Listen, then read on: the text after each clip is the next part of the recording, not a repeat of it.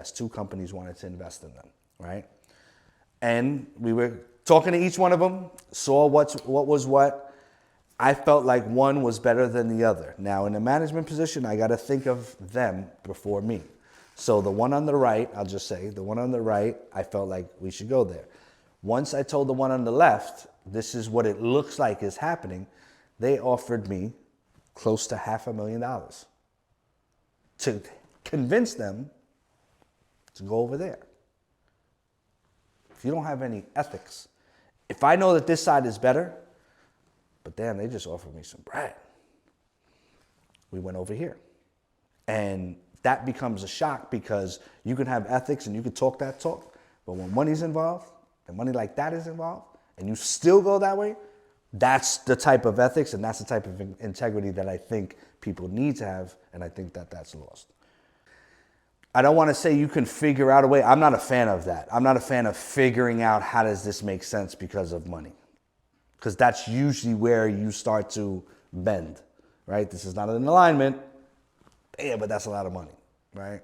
So, like I said, I can just be honest.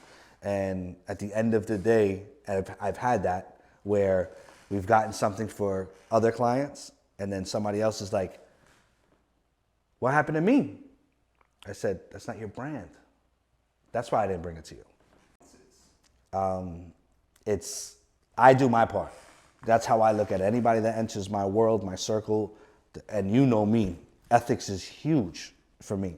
And again, it's lacking, right? So I think, again, with that low cost of entry and nobody's being taught, right? Nobody's being taught.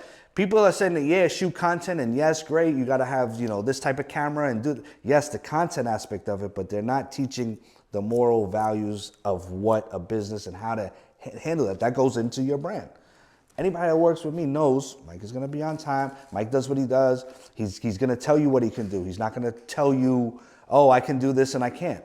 It's never going to be about that. And that's what happens is that they're chasing the money, and their ethics are lost because nobody cares about it. I think it's great. I literally want to, I want to manage an AI influencer. I literally had a conversation about that because I think you got to lean into what's, and not even the now, the future, right?